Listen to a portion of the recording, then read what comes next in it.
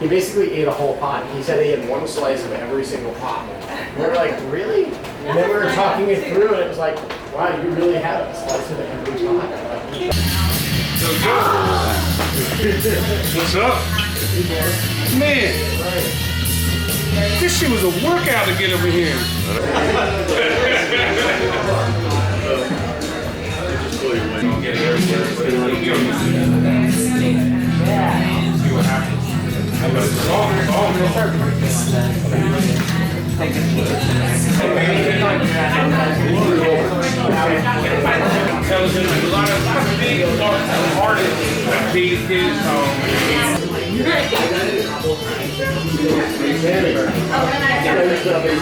Yo, it's William Cooper, live in effect, here at the fucking KGB, you know what I'm saying?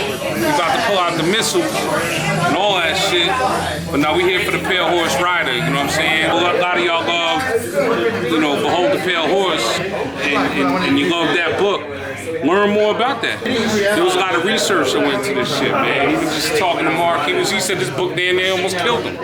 You know what I'm saying? Just doing everything. And I don't know if he meant just the work or the powers that be. You know what I'm saying? Who knows? You know, find out for yourself. Pale Horse Rider, William Cooper.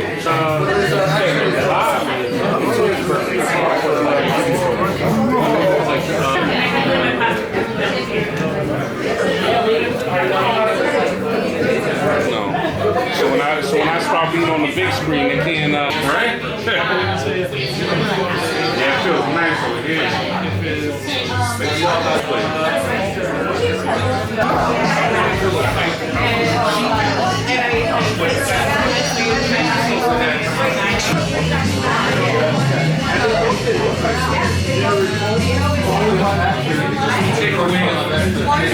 This weird old guy, like in a cold hour. And he sang these weird cover songs. I mean, like He had to be, what, 80 years old, 75. Oh, He was up man. there. You know what he reminded me? He was like Aleister Crowley or something like that. Like, you know. Yeah, this guy took him down with chains on. Okay, what your dad's into?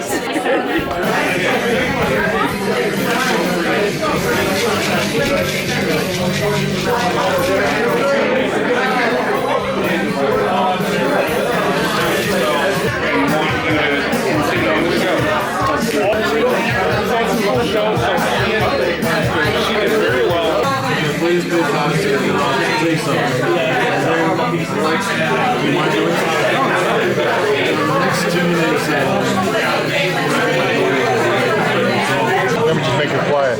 Okay, and this is right after that first song. Yes, the second one.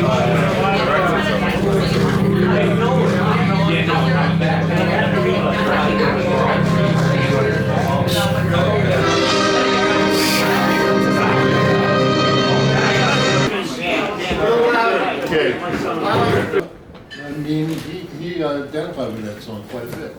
So I just thought we'd lead in with that, because it makes people pay attention.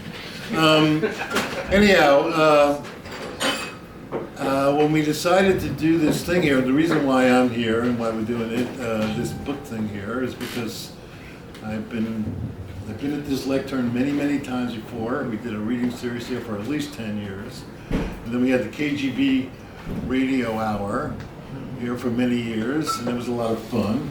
And anyhow, and the fact that it is 9/11 today, which is a significant portion of this book, is somehow related to that moment.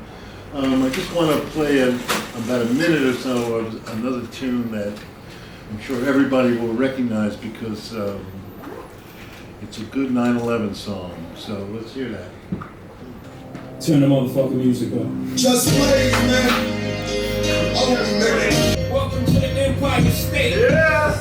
World Trade.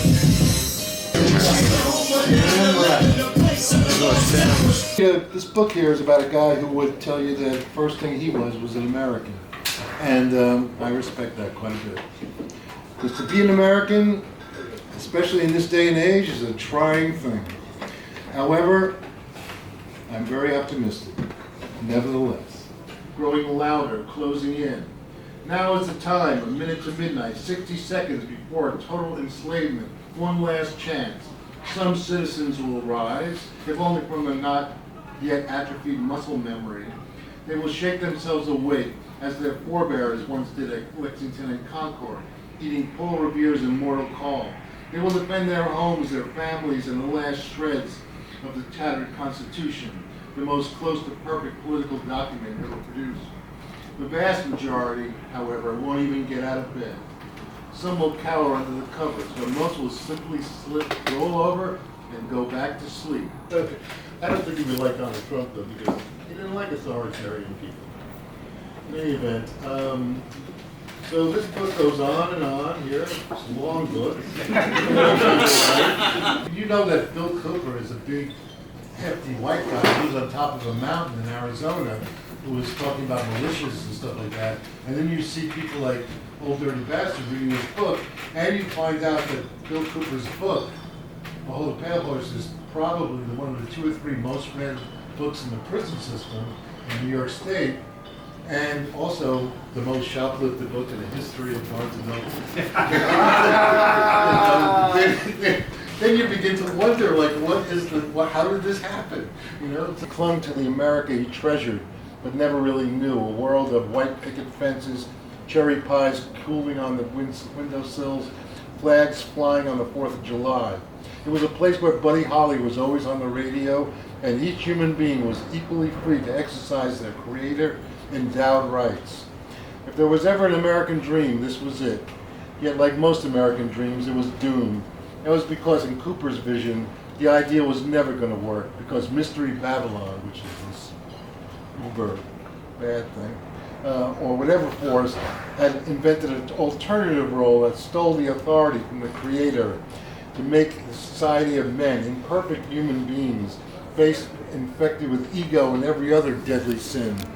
The America Cooper wanted was one in which Lucifer himself could be tracked down by real honest G-men, arrested and brought to court, where Satan would be afforded his unalienable creator-endowed rights under the 6th Amendment, which guaranteed even him a public trial without unnecessary delay, an impartial jury, and the right to face his accusers. People call Cooper the father of the truth movement, which now includes nutbag stories like Pizzagate and a tireless news cycle of biased reporting on every side, much of the New York Times editorial page notwithstanding. While never one to bow to the faintest whiff of objective reporting himself, chances are Cooper would refer to such knee-jerk tribalists as sheeple, those who tossed aside the rigors of his standard admonition in favor of unalloyed, unexamined blame. As an American alive in this day and age, it was something to think about, standing at Bill Cooper's graveside, the dark wind coming off the mountains beyond. Thank you. Hey, David.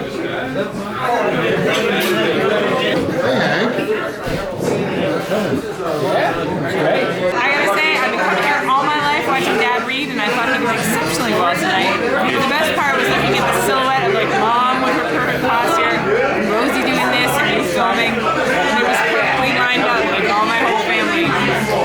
Makes me happy. This place feels like home. I think Dad did. Also, it's nice to hear him tell these stories to somebody else. I love my dad. He's very talented. That's it?